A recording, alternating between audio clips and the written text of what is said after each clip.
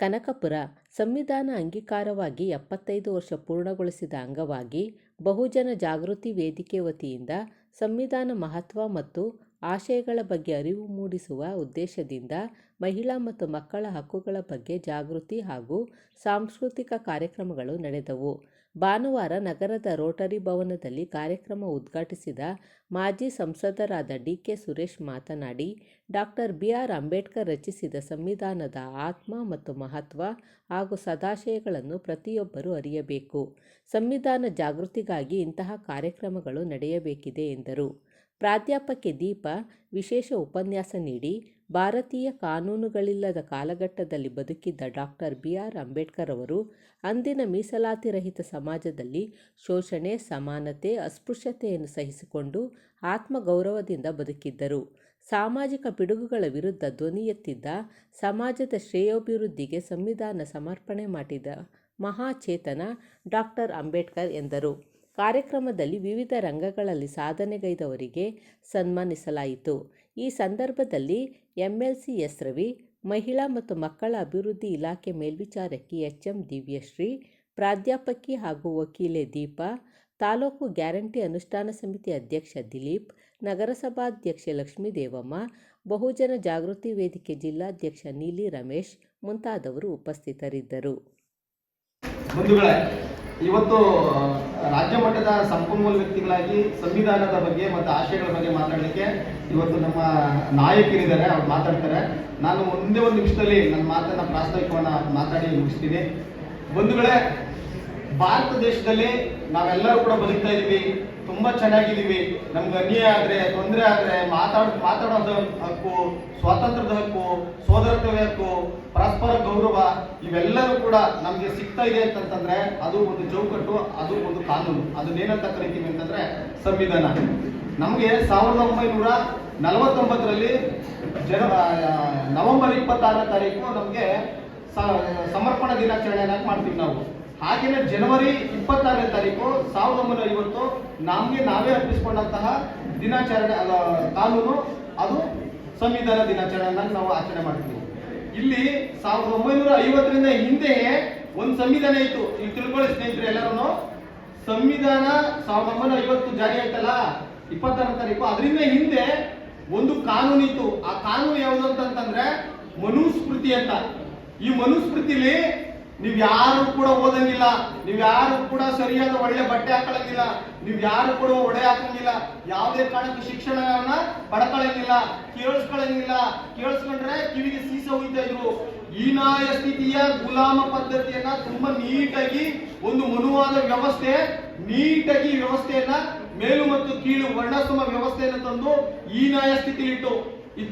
ಇಂತಹ ಹೀನಾಯ ಒಂದು ಮನುಸ್ಮೃತಿಯನ್ನ ಇದು ಸರಿ ಇಲ್ಲ, ಇದು ತಪ್ಪು ಅಂತ ಹೇಳಿ ಬಾಬಾ ಸಾಹೇಬ್ ಅಂಬೇಡ್ಕರ್ ಅವರು ಅವ್ರನ್ನ ಯಾರು ವಿರೋಧಿಸ್ತೇನೆ, ಅವ್ರನ್ನ ಯಾರನ್ನು ಪ್ರಶ್ನೆ ಮಾಡದೇನೆ ಎಲ್ಲ ಜಾತಿ ವರ್ಗ ಧರ್ಮದವ್ರಿಗೆ ಎಲ್ಲರೂ ಕೂಡ ಸಮಾನತೆಯ ಸಂವಿಧಾನವನ್ನ ನಮ್ಗೆ ಇವತ್ತು ಬರ್ಕೊಟ್ಟು ಹೋಗಿದ್ದಾರೆ.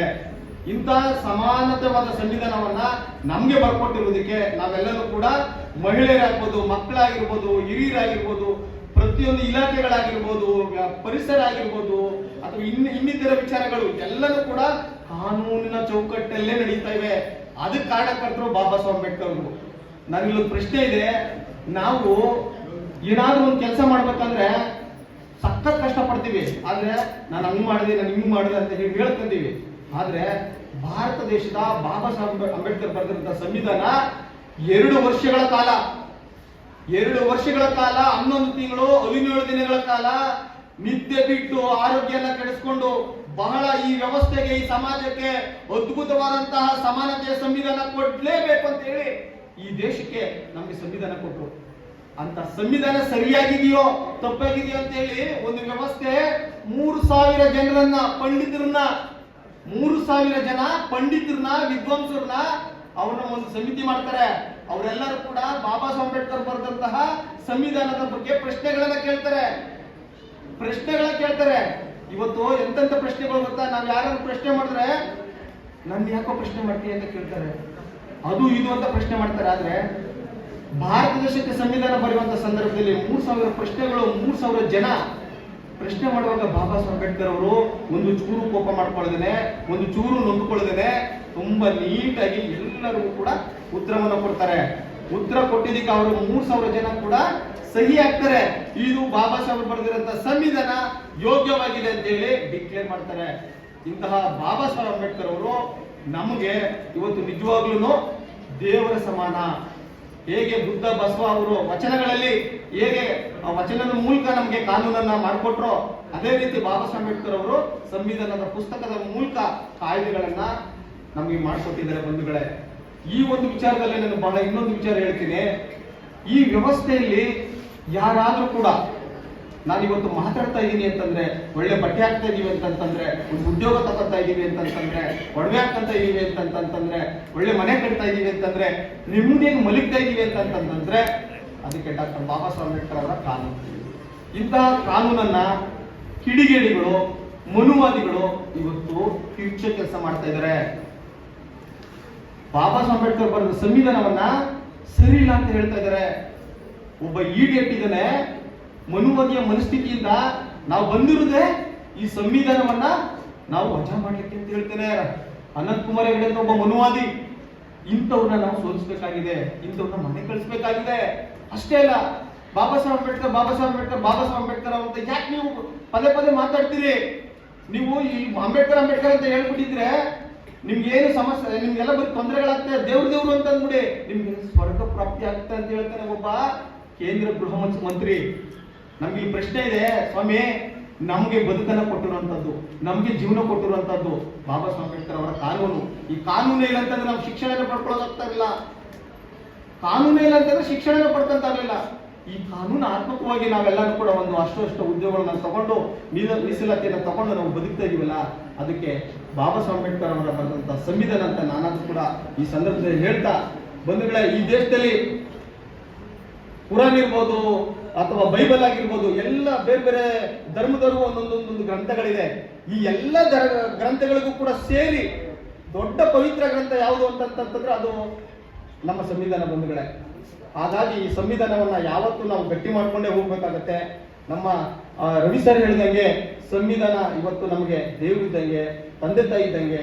ಅದನ್ನ ಆ ತಂದೆ ತಾಯಿನ ನಾವು ಹೇಗೆ ಗೌರವಿಸುವ ಹಾಗೆ ಕಾನೂನನ್ನು ಕೂಡ ಗೌರವಿಸಬೇಕಾಗಿದೆ, ಸಂವಿಧಾನವನ್ನು ನಾವು ಗೌರವಿಸಬೇಕಾಗಿದೆ. ನಮ್ಮ ಬಹುಜನ ಜಾಗೃತಿಯ ಎಲ್ಲ ಪದಾಧಿಕಾರಿಗಳು ಇಂಥ ನೂರಾರು ಕಾರ್ಯಕ್ರಮಗಳ ನಾವು ನಿರಂತರವಾಗಿ ಹಳ್ಳಿ ಹೋಗಿ ಕೆಲಸ ಮಾಡ್ತಾ ಇದೀವಿ, ಮುಂದೆನೂ ಕೂಡ ಕೆಲಸ ಮಾಡ್ತಾ ಇದೀವಿ ಅಂತ ನಾವಾದ್ರೂ ಕೂಡ ಈ ವೇದಿಕೆ ಮೂಲಕ ಭಾವಿಸ್ತಾ, ನನಗೂ ಕೂಡ ಪ್ರಾಸ್ತಾವಿಕವಾಗಿ ಮಾತಾಡಲಿಕ್ಕೆ ಅವಕಾಶ ಕೊಟ್ಟಂತಹ ವೇದಿಕೆ ಎಲ್ಲರಿಗೂ ಕೂಡ ಧನ್ಯವಾದ ಹೇಳ್ತಾ ನಾನು ಮಾತನ್ನು ಮುಗಿಸ್ತಾ ಇದ್ದೀನಿ. ಜೈ ಭೀಮ್, ಜೈ ಭಾರತ್. ಅವರಿಗೆ ಕೆಲಸದಲ್ಲಿ ಅರ್ಜುನನ ಗುರಿ ಯಾವ ರೀತಿ ಹುಟ್ಟವಾಗಿಲ್ವೋ ಆ ರೀತಿ ಡಿ ಕೆ ಸುರೇಶ್ ಅವರು ಅಭಿವೃದ್ಧಿ ಕೆಲಸಗಳಲ್ಲಿ ಯಾವುದೇ ರೀತಿ ರಾಜಿ ಆಗದೆ ಕೆಲಸವನ್ನು ಮಾಡ್ತಾರೆ. ಅವರಿಗೆ ಈ ಸಮಾರಂಭಕ್ಕೆ ಆಗಮಿಸಿರೋದಕ್ಕೆ ತಮ್ಮೆಲ್ಲರ ಪರವಾಗಿ ಮಾಜಿ ಸಂಸದರು ಆಗಿರ್ತಕ್ಕಂಥ ಗರ್ಭಗುಡಿ ಶೋಭೆ ಆಗಿರ್ತದೋ, ಗರ್ಭಗುಡಿಯಲ್ಲಿ ಇರ್ತಕ್ಕಂಥ ಮೂರ್ತಿ ಯಾವ ರೀತಿ ಶೋಭೆ ಇರ್ತದೋ ಆ ಮೂರ್ತಿಗೆ ದೇವರ ಪುಷ್ಪಾಲಂಕಾರಗಳಿಂದ ಅಲಂಕಾರ ಮಾಡಿ ದೇವರಿಗೆ ಕೈ ಮುಗಿದಂತೆ ನಮ್ಮ ಡಿ ಕೆ ಸುರೇಶ್ ಅವರು ಈ ಕ್ಷೇತ್ರದಲ್ಲಿ ಅಭಿವೃದ್ಧಿ ಕೆಲಸವನ್ನು ಮಾಡಿ ನಮಗೆಲ್ಲರೂ ಕೂಡ ಯಾವುದೇ ಸಂದರ್ಭದಲ್ಲಿ ಹೋಗಿ 24 ಗಂಟೆ ನಮ್ಮ ಕೆಲಸಗಳನ್ನು ಮಾಡಿಕೊಟ್ಟಿದ್ದಾರೆ. ಅವರಿಗೆ ಈ ಸಮಾರಂಭಕ್ಕೆ ಬಂದಿರ್ತಕ್ಕಂಥ ನಮ್ಮೆಲ್ಲರ ಹೆಮ್ಮೆ.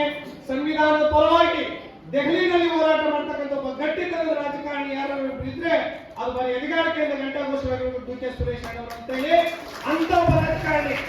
ಅವರು ಇವತ್ತು ನಮ್ಮ ರಾಜಕೀಯವಾಗಿ ಹಿನ್ನಡೆ ಆಗಿರತಕ್ಕಂಥದ್ದು ದೇವಸ್ಥಾನದಲ್ಲಿ ಗಂಟೆ ಇಲ್ಲದಾಗಿದೆ. ದೇವಸ್ಥಾನದಲ್ಲಿ ಗಂಟೆ ಇದ್ರೆ ಶೋಭೆ, ಹಂಗೆ ಅತಿ ಶೀಘ್ರದಲ್ಲಿ ಅವರಿಗೆ ರಾಜಕೀಯದ ಅಧಿಕಾರ ಬರಬೇಕು ಅಂತ ಹೇಳಿ ತಾಯಿ ಚಾಮುಂಡೇಶ್ವರಿಯಲ್ಲಿ ಪ್ರಾರ್ಥನೆ ಮಾಡ್ತಾ, ಅವರಿಗೆ ಮುಂದಿನ ದಿನಗಳಲ್ಲಿ ಏನ್ ಈ ಶೋಷಿತ ಸಮುದಾಯದ ಪರವಾಗಿ ಯಾವಾಗಲೂ ಕೆಲಸ ಮಾಡಿದ್ರೆ ನಾವೆಲ್ಲರೂ ಅವ್ರ ಪರವಾಗಿ ಕೈ ಇಡ್ತಕ್ಕಂಥ ಕೆಲಸ. ಒಬ್ಬ ನಾಯಕನನ್ನು ಕಳ್ಕೊಂಡ್ರೆ ನಾವೆಲ್ಲ ಕೂಡ ವೀಕ್ ಆಗ್ಬಿಡ್ತೀಯ. ಅಂತ ಅಭಿವೃದ್ಧಿ ಜನಪರವಾದಂತ ನಾಯಕ ಸಿಗೋದು ಕಷ್ಟ. ಬೇಕಾದಷ್ಟು ಕಾರ್ಯಕರ್ತರು ಹುಟ್ಟಾಕ್ಬೋದು, ಜನನಾಯಕನನ್ನ ಅಭಿವೃದ್ಧಿ ಪರವಾಗಿರ್ತಕ್ಕಂಥ ನಾಲೆಡ್ಜ್ ಇರ್ತಕ್ಕಂಥ ನಾಯಕನನ್ನ ಹುಟ್ಟಾಕೋದು ಭಾರಿ ಕಷ್ಟ ಅಂತ ಹೇಳ್ತಾ, ಅಣ್ಣ ನಾನು ತಮ್ಮಲ್ಲಿ ಒಂದು ರಿಕ್ವೆಸ್ಟ್, ಈ ಕನಕಪುರದಲ್ಲಿ ತಮ್ಮ D K Suresh charitable trust ಇಂದ, ಶಿವಕುಮಾರ್ ಸಾಹೇಬ್ ಚಾರಿಟೇಬಲ್ ಟ್ರಸ್ಟ್ ಇಂದ KS IAS ಮಾಡ್ತಕ್ಕಂಥ ಮಕ್ಕಳಿಗೆ ತಮ್ಮ ಹೆಸರಿನಲ್ಲಿ ಇವತ್ತು ಹೆಂಗೆ ನಮ್ಮ ಬಾಲಗಂಗಾಧರನಾಥ್ ಸ್ವಾಮೀಜಿ ಅವರು ಬೆಳ್ಳೂರು ಕ್ರಾಸ್ ನಲ್ಲಿ ಮಾಡಿದ್ರು, ಹಂಗೆ ಈ ಕನಕಪುರದವರಿಗೆ ಟ್ರೈನಿಂಗ್ ಕೊಡ್ತಕ್ಕಂಥದ್ದಕ್ಕೆ ತಮ್ಮ ಹೆಸರಿನಲ್ಲಿ IAS KS PSI ಎಲ್ಲದಕ್ಕೂ ಒಂದು ಟ್ರೈನಿಂಗ್ ಸೆಂಟರ್ ಮಾಡಿಕೊಡ್ಬೇಕು ಅಂತ ಹೇಳಿ ನಮ್ಮೆಲ್ಲರೂ ಪರವಾಗಿ ತಮ್ಮಲ್ಲಿ ಪ್ರಾರ್ಥನೆ ಮಾಡ್ಕೊಳ್ತಾ ನನಗೆ ಮಾತಾಡೋಕೆ ಅವಕಾಶ ಕೊಟ್ಟಂತ ತಮ್ಮೆಲ್ಲರಿಗೂ ಹಾಗೂ ನೀಲಿ ರಮೇಶ್ ಅನ್ನೋದು ಒಂದು ವಿಚಾರವನ್ನ ನಮ್ಮ ರವಿ ಅಣ್ಣವ್ರಿಗೆ ಹೇಳಿದ್ದೀವಿ. ಅವ್ರನ್ನ ಜಿಲ್ಲಾ ಜಾಗೃತಿ ಮತ್ತು ಉಸ್ತುವಾರಿ ಸಮಿತಿ ಸಭೆಗೆ ರಮೇಶ್ ಅಣ್ಣವ್ರಿಗೆ ಸಾಹೇಬರು ಲೆಟರ್ ಕೊಟ್ಟಿದ್ರು.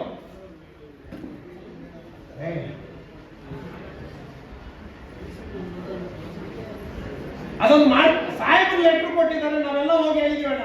ಆದ್ರೆ ಇವ್ರನ್ನ ಪರಿಗಣಿಸಿಲ್ಲ. ಅದನ್ನ ಪರಿಗಣಿಸಕ್ಕೆ ಯಾವುದೇ ರೀತಿ ಬೇರೆ ಮಾನದಂಡ ಇಲ್ಲ ಅಣ್ಣ.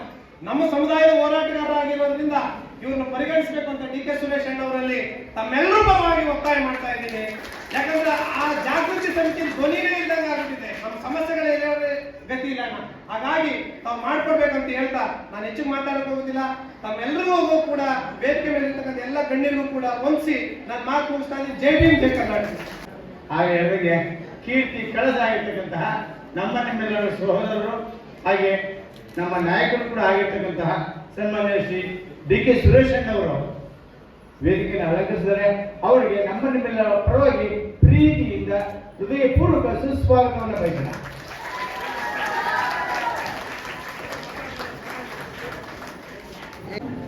ಎಪ್ಪತ್ತಾರನೇ ವರ್ಷದ ಈ ಒಂದು ಶುಭ ಸಮಾರಂಭದಲ್ಲಿ ನಮಗೂ ಕೂಡ ಶುಭಾಶಯಗಳನ್ನು ತಿಳಿಸ್ತಾ ಇವತ್ತು ಸಂವಿಧಾನ ದಿನಾಚರಣೆ ಅಂಗವಾಗಿ ಇವತ್ತು ಬಹುಜನ ಜಾಗೃತಿ ವೇದಿಕೆ ರಮೇಶ್ ಅವರ ನೇತೃತ್ವದಲ್ಲಿ ಇವತ್ತು ನಿಮ್ಮನ್ನು ಸೇರಿಸುವಂತಹ ಕೆಲಸ ಮಾಡಿದ್ದಾರೆ. ಈ ವೇದಿಕೆ ಮೇಲೆ ನಸೀಬಾಗಿರ್ತಕ್ಕಂಥ ವಿಧಾನ ಪರಿಷತ್ನ ಸದಸ್ಯರಾದ ರವಿ ಅವರು, ನಗರಸಭೆಯ ಅಧ್ಯಕ್ಷರಾದ ಶ್ರೀಮತಿ ವಸುಂಧರಮ್ಮ ಅವರು, ಗ್ಯಾರಂಟಿ ಸಮಿತಿಗಳ ಅಧ್ಯಕ್ಷರಾದ ದಿಲೀಪ್ ಅವರು, ಬಹಳಷ್ಟು ಜನ ಮುಖಂಡರು, ಮಹಿಳಾ ಅಧ್ಯಕ್ಷರಾದ ದೀಪಾವಳಿ ಇದ್ದಾರೆ, ಬಹಳಷ್ಟು ಜನ ಮುಖಂಡರು ಇದ್ದಾರೆ. ಸಾಕಷ್ಟು ಜನ ಮಾತನಾಡಲಿಕ್ಕೆ ಸಾಕಷ್ಟು ಜನ ಬಂದಿದ್ದಾರೆ. ರಾಮನಗರದಿಂದ ಪ್ರಮುಖ ನಾಯಕರು ಕೂಡ ಬಂದಿದ್ದಾರೆ. ಎಲ್ಲ ಹೆಸರು ಹೇಳಲು ಹೋಗಲ್ಲ. ನಲ್ಲಿರ್ತಕ್ಕಂಥ ನನ್ನ ಆತ್ಮೀಯ ಸಹೋದರಿಯರೇ, ಸ್ನೇಹಿತರೆ, ವಿದ್ಯಾರ್ಥಿನಿಯರೇ, ಮಾಧ್ಯಮದವರಿಗೆ, ಇವತ್ತು 76ನೇ ವರ್ಷದ ಗಣರಾಜ್ಯೋತ್ಸವವನ್ನು ಆಚರಣೆ ಮಾಡ್ತಾ ಇದ್ದೇವೆ. ಬಹುಶಃ 76ನೇ ವರ್ಷ ಆದರೂ ಕೂಡ ಇವತ್ತು ಒಕ್ಕೂಟ ವ್ಯವಸ್ಥೆ ಬಹಳ ಗಟ್ಟಿಯಾಗಿ ನಿಂತಿದೆ ಅಂದರೆ ಅದಕ್ಕೆ ಒಂದೇ ಒಂದು ಕಾರಣ, ನಮ್ಮ ಭಾರತದ ಸಂವಿಧಾನ. ಆ ಸಂವಿಧಾನದ ರಕ್ಷಣೆಯಿಂದ ಬಾಬಾ ಸಾಹೇಬ್ ಅಂಬೇಡ್ಕರ್ ಏನು ಇವತ್ತು ನಮ್ಮೆಲ್ಲರಿಗೂ ಕೂಡ ಭಾರತದ ಪ್ರತಿಯೊಬ್ಬ ನಾಗರಿಕರಿಗೂ ಕೂಡ ಇದು ಕೇವಲ ಒಂದು ಜಾತಿ ಒಂದು ಧರ್ಮಕ್ಕೆ ಕೊಟ್ಟಂತ ಒಂದು ಗ್ರಂಥ ಅಲ್ಲ. ಇದು ಎಲ್ಲ ಸಮುದಾಯಗಳಿಗೆ, ಎಲ್ಲ ವರ್ಗದ ಜನರಿಗೆ ಎಲ್ಲರ ಹಕ್ಕುಗಳನ್ನು ಕಾಪಾಡಬೇಕು. ಪ್ರತಿಯೊಬ್ಬ ಮನುಷ್ಯನ ಭೂಮಿ ಮೇಲೆ ಹುಟ್ಟತಕ್ಕಂಥ ಪ್ರತಿಯೊಬ್ಬ ವ್ಯಕ್ತಿಯ, ಪ್ರತಿಯೊಬ್ಬ ಪ್ರಾಣಿ ಜಂತುಗಳ ರಕ್ಷಣೆಯನ್ನು ಮಾಡ್ತಕ್ಕಂಥದ್ದಕ್ಕೆ ಒಂದು ಸಂವಿಧಾನವನ್ನು ರಚನೆ ಮಾಡಿ ಇವತ್ತು ನಮ್ಮ ಕೈಗೆ ಒಂದು ಗ್ರಂಥವನ್ನು ಕೊಟ್ಟಿದ್ದಾರೆ. ಅದನ್ನು ರಕ್ಷಣೆ ಮಾಡುವಂಥ ಕೆಲಸ ಇವತ್ತು ಎಲ್ಲ ಕಡೆ ನಡೀತಾ ಇದೆ. ಇವತ್ತು ಈ ಒಂದು ಸಂದರ್ಭದಲ್ಲಿ ರಮೇಶ್ ಅವರು ಒಂದು ಬಹುಜನ ಜಾಗೃತಿ ವೇದಿಕೆ ಕಾರ್ಯಕ್ರಮವನ್ನು ಆಯೋಜಿಸಿ ಅನೇಕ ಕಾರ್ಯಕ್ರಮಗಳನ್ನು ಹಮ್ಮಿಕೊಂಡಿದ್ದಾರೆ. ನಾನು ಹೆಚ್ಚಿಗೆ ಮಾತನಾಡಲಿಕ್ಕೆ ಹೋಗೋದಿಲ್ಲ, ಯಾಕಂದರೆ ನಾನು ಇನ್ನೂ ಒಂದು 6-7 ಕಾರ್ಯಕ್ರಮ ಹಮ್ಮಿಕೊಂಡಿದ್ದೀನಿ. ಈ 3 ಮುಗಿಸಿದ್ದೀನಿ, ಇನ್ನೂ ಒಂದು 7 ಕಾರ್ಯಕ್ರಮ ಇದೆ. ನಾನೆಲ್ಲ ಮುಂದೋಗಿದೆ ಅಂತ ಅಂದರೆ ರವಿ ಫೋನ್ ಮಾಡಿ ನೀವೇ ಲಾಸ್ಟ್ ಮಾತಾಡೋರು ಬಂದು ಹೋಗಿರೋದಕ್ಕೆ ನಾನು ಆಯಿತು ಅಂತ ಹೇಳಿ ಸೊ ಭಾಷಣ ಮಾಡುವಂಥದ್ದಲ್ಲ, ನಾವು ಇವತ್ತು ನಮ್ಮ ಜವಾಬ್ದಾರಿಯನ್ನು ಹತ್ಕೊಳ್ಬೇಕಾಗುತ್ತೆ. ಜವಾಬ್ದಾರಿ ಯಾತಕ್ಕೆ ಹತ್ಕೋಬೇಕು ಅಂತ ಹೇಳಿದ್ರೆ, ನಾವು ಜಾತಿಯತನಲ್ಲಿ ಕಿತ್ತಾಡೋದನ್ನು ಬಿಟ್ಟು ನಮ್ಮ ಉಳಿವುಗಾಗಿ ನಮ್ಮ ಸಂವಿಧಾನದ ರಕ್ಷಣೆಯನ್ನು ಮಾಡತಕ್ಕಂಥ ಕೆಲಸಕ್ಕೆ ಪ್ರತಿಯೊಬ್ಬ ಭಾರತೀಯರು ಕೂಡ ಹೋರಾಟವನ್ನು ಮಾಡಬೇಕಾದಂಥ ಅನಿವಾರ್ಯ ಪರಿಸ್ಥಿತಿಗಳನ್ನು ಇವತ್ತು ನಾವು ನೋಡ್ತಾ ಇದ್ದೇವೆ. ಸಂವಿಧಾನ ಇತ್ತು ಅಂತ ಅಂದರೆ ಈ ದೇಶ ಸುಭಿಕ್ಷೆಯಿಂದ ಇರ್ತದೆ. ದೇಶದ ಪ್ರತಿಯೊಬ್ಬರು ಕೂಡ ಎಲ್ಲರೂ ಕೂಡ ಒಗ್ಗಟ್ಟಾಗಿರೋದಕ್ಕೆ ಸಾಧ್ಯ ಆಗ್ತದೆ. ಆ ಒಂದು ನಿಟ್ಟಿನಲ್ಲಿ ಆ ಕೆಲಸವನ್ನು ನಾವು ನೀವೆಲ್ಲ ಸೇರಿ ಮಾಡಿಕೊಂಡು ಹೋಗೋಣ. ಇವತ್ತು ಸನ್ಮಾನ್ಯ ಡಿ ಕೆ ಶಿವಕುಮಾರ್ ಅವರು ಬರಬೇಕಿತ್ತು, ಇವತ್ತು ಗಣರಾಜ್ಯೋತ್ಸವ ಸಮಾರಂಭ ತಡಾಗಿದ್ದರಿಂದ ಮತ್ತೆ ಅವರಿಗೆ 3 ಗಂಟೆಗೆ ಬೇರೆ ಕಾರ್ಯಕ್ರಮ ಇದೆ, ಮತ್ತೆ 6 ಗಂಟೆಗೆ ಗವರ್ನರ್ ಹೌಸಲ್ಲಿ ಕಾರ್ಯಕ್ರಮ ಇದೆ. ಸೊ ನಿರಂತರ ಕಾರ್ಯಕ್ರಮ ಇರೋದ್ರಿಂದ ಅವರು ಕೂಡ ಬರಲಿಕ್ಕೆ ಮನೆಯದೇ ನಮ್ಮ ಮನೆಯದೇ ಒಂದು ಕಾರ್ಯಕ್ರಮ ಇದೆ, ಅಲ್ಲೂ ಕೂಡ ಅವರು ಬರ್ತಾರೆ. ಸೊ ಹಾಗಾಗಿ ಮುಂದೊಂದು ದಿನ ಖಂಡಿತ ಬರ್ತಾರೆ. ಇವತ್ತು ಏನು ನಿಮ್ಮ ಆಶಯಗಳಿದೆ, ಅನೇಕ ಒತ್ತಾಯಗಳನ್ನು ಇವತ್ತು ಮಾಡಿದ್ದಾರೆ, ಅವರು ಹೇಳ್ತಾ ಇದ್ರು, ಕೆಲವೊಂದು ಮನವಿಗಳನ್ನು ಹೇಳ್ತಾ ಇದ್ರು. ಖಂಡಿತ ಅದನ್ನು ಮಾನ್ಯ ಶಾಸಕರು ಮತ್ತು ಉಪಮುಖ್ಯಮಂತ್ರಿಗಳನ್ನು ತಂದು ಆದಷ್ಟು ಬೇಗ ಎಲ್ಲವನ್ನು ಕೂಡ ಮಾಡುವಂಥ ಕೆಲಸವನ್ನು ಮಾಡ್ತಾರೆ. ನಮ್ಮ ಗುರಿ ಇರ್ತಕ್ಕಂಥದ್ದು ಈ ಜಿಲ್ಲೆ ಒಂದು ವಿಶೇಷವಾದಂಥ ಜಿಲ್ಲೆಯಾಗಿ ಅಭಿವೃದ್ಧಿಯಾಗಬೇಕು ಅಂತಕ್ಕಂಥ ಚಿಂತನೆಯನ್ನು ಇಟ್ಕೊಂಡಿದ್ದಾರೆ. ಸಾಕಷ್ಟು ಬದಲಾವಣೆಗಳನ್ನು ಮುಂದಿನ 3 ವರ್ಷಗಳಲ್ಲೂ ಕೂಡ ಕಾಣ್ತೀವಿ ಅಂತ ಹೇಳಿ ನನಗಂತೂ ಭರವಸೆ ಇದೆ. ಆ ಒಂದು ನಿಟ್ಟಿನಲ್ಲಿ ಕೇವಲ ರಾಷ್ಟ್ರ ಮಾತ್ರ ಅಲ್ಲ, ಇಡೀ ರಾಮನಗರ ಜಿಲ್ಲೆ ಒಂದು ವಿಶೇಷವಾದಂಥ ಅಭಿವೃದ್ಧಿಯ ಕಡೆ ಹೋಗ್ತದೆ ಅಂತಕ್ಕಂಥ ವಿಶ್ವಾಸ ಖಂಡಿತ ಇದೆ. ಯಾಕೆಂತಂದ್ರೆ ತಾವೆಲ್ಲರೂ ಕೂಡ ಬಹಳ ಪ್ರೀತಿ ವಿಶ್ವಾಸದಿಂದ ಸನ್ಮಾನ್ಯ ಡಿ ಕೆ ಶಿವಕುಮಾರ್ ಅವರಿಗೆ ಆಶೀರ್ವಾದ ಮಾಡಿದ್ರಿ, ರಾಜ್ಯದ ಜನ ಆಶೀರ್ವಾದ ಮಾಡಿದ್ದಾರೆ. ಜವಾಬ್ದಾರಿ ಇದೆ. ಆ ಜವಾಬ್ದಾರಿ ಶೋಷಿತ ವರ್ಗ ಅಲ್ಲ, ಎಲ್ಲ ವರ್ಗದ ಜನರ ಜೊತೆ, ಶೋಷಿತ ವರ್ಗಗಳ ಜೊತೆ ರೈತರು, ಯುವಕರು ಮತ್ತು ಮಕ್ಕಳ ಮಹಿಳೆಯರ ರಕ್ಷಣೆಯನ್ನು ಮಾಡತಕ್ಕಂಥ ಜವಾಬ್ದಾರಿ ಸರ್ಕಾರದ ಮೇಲೆ. ಆ ಒಂದು ನಿಟ್ಟಿನಲ್ಲಿ ಇವತ್ತು 5 ಗ್ಯಾರಂಟಿಗಳನ್ನು ಕೊಟ್ಟಿದ್ದಾರೆ. ಆ 5 ಗ್ಯಾರಂಟಿಗಳನ್ನು ಟೀಕೆ ಮಾಡ್ತಕ್ಕಂಥವರು ಬೇರೆ ಬೇರೆ ವ್ಯಾಖ್ಯಾನಗಳನ್ನು ಮಾಡ್ತಾ ಇದ್ದಾರೆ. ಆ ಒಂದು ಆರ್ಥಿಕ ಸುಧಾರಣೆ ಆಗಬೇಕು. ನಮ್ಮ GDP ಗ್ರೋತ್ ಅಂತ ಏನು ನಾವು ಕರೀತೇವೆ, ಅದು ಬಹುಶಃ ಇನ್ನೊಂದು 1-2 ವರ್ಷದಲ್ಲಿ ಇಡೀ ಭಾರತ ಮೆಚ್ಚುವ ರೀತಿಯಲ್ಲಿ ಇವತ್ತು ಕರ್ನಾಟಕ ಅದಕ್ಕೆ ಮುನ್ನುಡಿಯನ್ನು ಬರೀತದೆ ಅಂತಕ್ಕಂಥ ಮಾತನ್ನ ಸಂದರ್ಭದಲ್ಲಿ ಹೇಳಿಕೆ ಬಯಸ್ತೇನೆ. ಟೀಕೆ ಮಾಡ್ತಕ್ಕಂಥವರು ಕೂಡ ಇವತ್ತು ಗ್ಯಾರಂಟಿಗಳಿಂದ ಓಡಾಡ್ತಾ ಇದ್ದಾರೆ. ಗ್ಯಾರಂಟಿಗಳನ್ನು ಯಾರು ಟೀಕೆ ಮಾಡ್ತಾರೆ ಅವರೆಲ್ಲರೂ ಕೂಡ ಆ ಗ್ಯಾರಂಟಿಗಳನ್ನು ಹಿಂದೆ ಮಾತನಾಡ್ತಕ್ಕಂಥವ್ರು ಅದನ್ನ ಹಿಡ್ಕೊಂಡು ಓಡಾಡ್ತಾ ಇರ್ತಕ್ಕಂಥ ಒಂದು ಪರಿಸ್ಥಿತಿ ನಿರ್ಮಾಣ ಆಗಿದೆ. ಇದು ಗ್ಯಾರಂಟಿಗಳು ಆರ್ಥಿಕ ಸುಧಾರಣೆಯ ಹೊರತು ಸರ್ಕಾರದ ಹಣವನ್ನು ಚೆಲ್ಲಾಟ ಮಾಡ್ತಕ್ಕಂಥದ್ದಲ್ಲ. ಸರ್ಕಾರದ ಹಣವನ್ನು ನಿಮಗೆ ಏನೋ ಕೊಡಬೇಕು ಅಂತ ಹೇಳಿಕೊಡ್ತಕ್ಕಂಥದ್ದಲ್ಲ. ಇವತ್ತು ಪ್ರತಿಯೊಬ್ಬರಿಗೂ ಕೂಡ ನಿಮ್ಮ ಹಕ್ಕುಗಳನ್ನು ರಕ್ಷಣೆ ಮಾಡ್ಕೊಳ್ಳಿಕ್ಕೆ, ನಿಮ್ಮ ಬದುಕುಗಳನ್ನು ಬದಲಾವಣೆ ಮಾಡಿಕೊಳ್ಳಿಕ್ಕೆ ಈ ಗ್ಯಾರಂಟಿಗಳನ್ನು ಬಹಳ ಸುದೀರ್ಘವಾದಂತಹ ಚಿಂತನೆಯನ್ನ, ಆಲೋಚನೆಯನ್ನ ಮಾನ್ಯ ಮುಖ್ಯಮಂತ್ರಿಗಳು ಮತ್ತು ಉಪಮುಖ್ಯಮಂತ್ರಿಗಳೆಲ್ಲರೂ ಸೇರಿ ಇವತ್ತು ತೀರ್ಮಾನ ಮಾಡಿ 5 ಗ್ಯಾರಂಟಿಗಳನ್ನು ಕೊಟ್ಟಿದ್ದಾರೆ. ಖಂಡಿತ ಆ ಒಂದು ಜೊತೆಗೆ ಅಭಿವೃದ್ಧಿಯ ಶಿಖರಕ್ಕೆ ಇವತ್ತು ಕರ್ನಾಟಕವನ್ನು ತೆಗೆದುಕೊಂಡು ಹೋಗುವಂತಹ ಕೆಲಸ ಮಾನ್ಯ ಮುಖ್ಯಮಂತ್ರಿಗಳು ಮತ್ತು ಉಪಮುಖ್ಯಮಂತ್ರಿಗಳು ಸೇರಿ ಮಾಡ್ತಾರೆ. ಅದರಲ್ಲಿ ರಾಮನಗರ ಜಿಲ್ಲೆ ಬೆಂಗಳೂರು ದಕ್ಷಿಣವಾಗಿ ಬೆಂಗಳೂರು ಜಿಲ್ಲೆಯಲ್ಲಿ ರಾಜ್ಯಕ್ಕೆ ಪ್ರಥಮ ಸ್ಥಾನದಲ್ಲಿ ನಿಲ್ಲುತ್ತದೆ ಅಂತಕ್ಕಂಥ ಆತ್ಮವಿಶ್ವಾಸ ಇದೆ ಅಂತಕ್ಕಂಥ ಮಾತನ್ನು ಹೇಳ್ತಾ ಕೂಡ ಶುಭವನ್ನು ಕೋರಿ ನಾನು ಮಾತನ್ನು ಮುಗಿಸ್ತೇನೆ. ಜೈ ಹಿಂದ್, ಜೈ ಕರ್ನಾಟಕ. ಸಾಧನೆಯನ್ನ ತಂದೆ ತಾಯಿ ಉಪವಾಸ ಇರದಂತೆ ನೋಡಿಕೊಳ್ಳುವುದೇ ಮಹಾ ಸಾಧನೆ. ಈ ರೀತಿಯಲ್ಲಿ ಸಾಧನೆಯನ್ನು ಮಾಡಿರ್ತಕ್ಕ ಸಾಧನೆಗಳು ಆಶಾ ಕಾರ್ಯಕರ್ತೆಯರು ಶ್ರೀಮತಿ ಗಾಯತ್ರಿ ಮೇಡಮ್ ಬರಬೇಕು. ಹಾಗೆ ಶ್ರೀಮತಿ ಪುಷ್ಪಲತಾ ಮೇಡಮ್ ಅವರು, ಶ್ರೀಮತಿ ದೇವಮ್ಮ ಮೇಡಮ್ ಅವರು, ಶ್ರೀಮತಿ ರೂಪಾ ಮೇಡಮ್ ಅವರು, ಶ್ರೀಮತಿ ಶೋಭಾ ಮೇಡಮ್, ಶ್ರೀಮತಿ ಕಾವ್ಯ ಮೇಡಮ್ ಅಂಗನವಾಡಿ ಕಾರ್ಯಕರ್ತರು, ಜೊತೆಗೆ ತಾಲೂಕು ಅಧ್ಯಕ್ಷರು ಕೂಡ ಹೌದು.